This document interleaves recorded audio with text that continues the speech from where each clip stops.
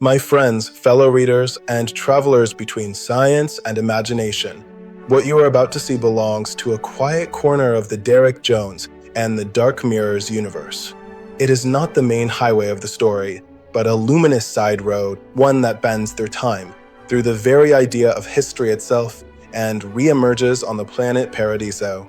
You may remember Prime Minister Sanabenga's announcement in the year 2043, releasing to Earth and the Galaxy Alliance an archival message recorded by President John F. Kennedy in 1963. That message, dormant for 80 years, became a spark in our collective imagination, a bridge between humanity's 20th century hopes and the vast interstellar civilization of the 21st. This new video continues that thread. It takes place on Paradiso, a world that is neither dream nor metaphor, but a real planet so advanced, so harmonized with the physics of life and mind, that to us it appears miraculous.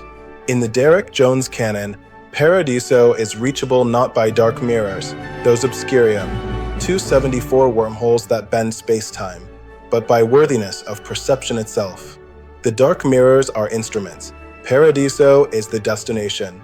One can stand upon its soil, breathe its air, and yet feel as if standing within the pages of Dante's Paradiso, that 13th century vision of ascent through light toward the infinite. Dante envisioned the Empyrean as the highest sphere where understanding and love merge into one. In our story, that idea expands. Paradiso exists beyond the Empyrean, in what might be called the multiverse of light, a network of living worlds where consciousness and physics entwine. It is a scientific mystery to the Galaxy Alliance and a spiritual revelation to those who awaken there. It is not heaven in a theological sense, but a tangible realm where civilization itself has learned to live as a form of light. Why, then, bring President Kennedy and Jacqueline Kennedy into such a place? The answer lies not in politics, but in precedent.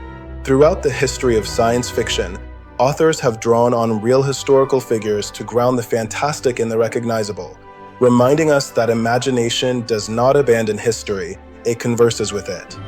Philip Jose Farmer did this masterfully in To Your Scattered Bodies, Go 1971, resurrecting Mark Twain, Richard Francis Burton, Alice Liddell, and countless others along the banks of the cosmic river world. By placing real people in an impossible afterlife, Farmer made immortality tangible and relatable. We believed his world precisely because we recognized the souls walking through it. Kim Stanley Robinson's Galileo's Dream carried the same torch, bringing Galileo into contact with future scientists who guide him across time, forcing readers to see both his genius and his human frailty refracted through a lens of cosmic wonder. Jack Dan's The Memory Cathedral imagined Leonardo da Vinci constructing his flying machines and testing them in a living renaissance of speculative invention. Gregory Benford's The Berlin Project rewove the history of World War II by setting real scientists in an alternate timeline, asking how close we came to an utterly different outcome. All these authors used real figures not as decoration, but as mirrors for ourselves. They remind us that the future is built by the same species that painted caves, built cathedrals, and walked the beaches of Normandy. History and imagination are one continuum. So when President Kennedy speaks in the video you're about to watch, standing beside Jacqueline on Paradiso, he is not the politician of the past, nor a spirit invoked for nostalgia. He is part of that continuum, a man whose ideals of peace and exploration have found a broader horizon. His appearance and hers are meant to be luminous cameos, touchstones of humanity's capacity to evolve. They do not eclipse Derek Jones and the Dark Mirrors. Instead, they echo its themes, that knowledge without compassion is empty, and that civilization's most extraordinary journey is inward. Paradiso embodies what Derek and his companions are still fighting to reach, a place where technology serves life instead of ruling it, where every scientific law is also a moral one. In the canon, Paradiso is described as a world of gentle gravity and endless morning light. Its capital, Aphtharsia, rises among mountains that seem to hum with resonance. Rivers shimmer with particles that behave like thought itself. Cathedrals are not monuments of worship, but resonant instruments tuned to the harmonic frequency of empathy. Souls, scientists, poets, and explorers coexist, learning that the boundary between physics and spirit was never solid to begin with. And somewhere among those scholars and travelers, John and Jacqueline Kennedy walk once more, not as rulers, but as learners. They awaken to find that their youth has returned, that love has endured the silence of decades, and that history has folded them into its larger design. Their conversations, gentle and reflective, are not about politics, but about perspective, what it means to live in an age where death itself is no longer the final boundary of consciousness.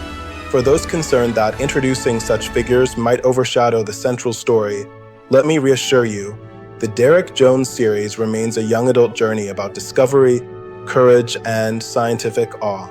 The Kennedys, like Dante's guides through the spheres, appear only briefly symbols of continuity between humanity's past dreams and its future realization. Their presence is a whisper, not a takeover, a reminder that even the most revered figures of history are still human souls learning what comes next. The use of real figures in speculative worlds has always served one purpose: to remind us that our myths are biographies waiting for context. When Galileo appears in Robinson's novel, he is both scientist and symbol. When Mark Twain sails the river world, he is both storyteller and pilgrim.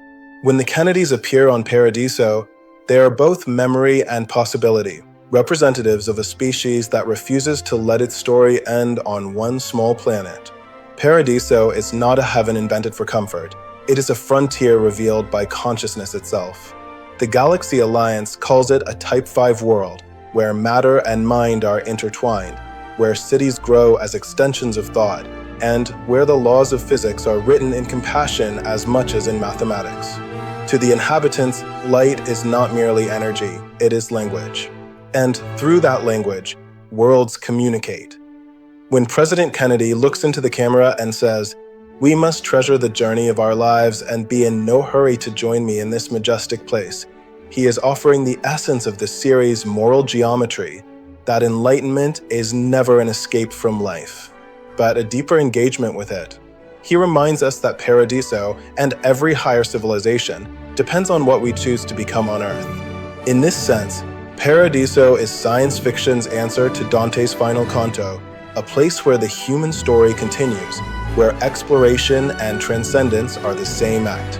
It is a destination beyond the dark mirrors, where every question of science meets the mystery of grace.